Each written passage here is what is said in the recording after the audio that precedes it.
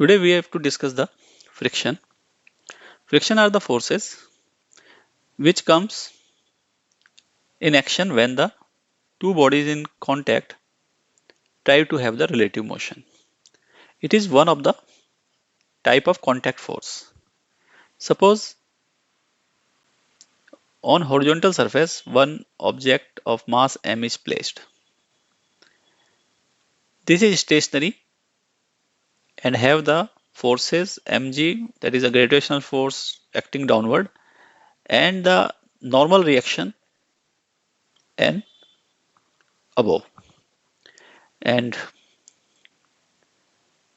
these forces are balancing each other and relative motion is zero. So at this moment there is no friction force. Now here n is the contact, one of the contact force. Friction is also a contact force.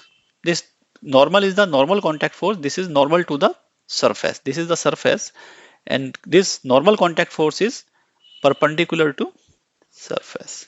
So n refers for normal. Suppose same object. Now we try to pull with a force F.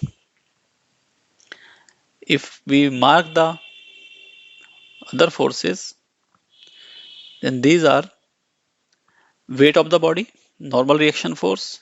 This is a one of the contact force, and still body is not moving due to the rough surfaces. We say it is a rough surface. That means it have some friction. This friction have a tendency to oppose the relative motion between the surfaces. Due to this force F, this object try to move rightward, and friction have to oppose this tendency, this motion. So friction on this object act in left side. This is the friction force represented by small f. So F is also a contact force. This F is a contact force. It is parallel to surface. That means we have two contact forces. One is perpendicular to the surface or normal to the surface. This is N. And another is a friction force which is parallel to the surface. So we can find using the vector sum method net contact force Fc. And if this is angle theta, so we can write divide this Fc according to component, and we can write Fc cos theta. This is the vertical component equal to N, and horizontal component of contact force is friction. These friction force are of two types: static friction force and number two, kinetic friction force. This static friction force arises when body try to move but still not moving, and when body start to move, then this kinetic friction comes into the action. We can represent this static friction by Fs and kinetic friction with Fk. This Fs has a limiting value. That means Fs will be less than equal to some maximum that is represented by Fms. This is the maximum static friction force, and value is mu s n. That means this F has the value mu s n if it is less than or equal to mu s n. If it is not moving, still not moving. So if we apply the force, a static friction force will arise and will oppose the motion, and body remains at rest. We further increase this external force F. Further, this force will increase.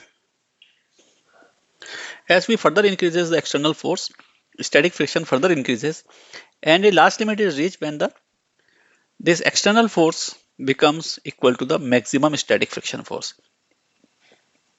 This is the last critical limit when body remains at rest.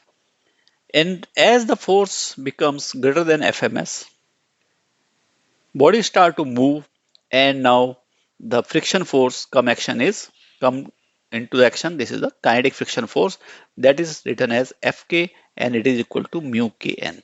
Mu k is the coefficient of kinetic friction, whereas this mu s is the coefficient of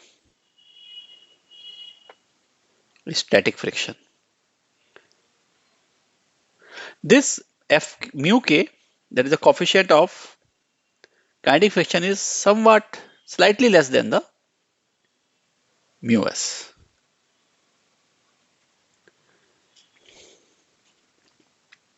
That means while we have using this concept of friction into the problem solving, and we are using the case of static friction, we always first to check that friction is less than or equal to the maximum static friction force. Or notes about the friction force. Friction, nature of the friction force. Friction force are electromagnetic in nature. These forces are electromagnetic in nature. Number two, these are contact forces. That means contact, when object will be in contact, then this will arise. Otherwise, friction force will not arise. Third, it depends on nature of surface.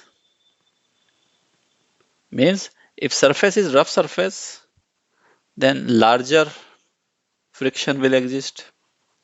And if surface is smooth surface, smaller friction will exist. Fourth is friction do not depends on area of contact. Friction does not depends on velocity. That is, friction are independent of the velocity. This is some idea about the friction. Let's do some problem on the basis of law of motions and the frictions.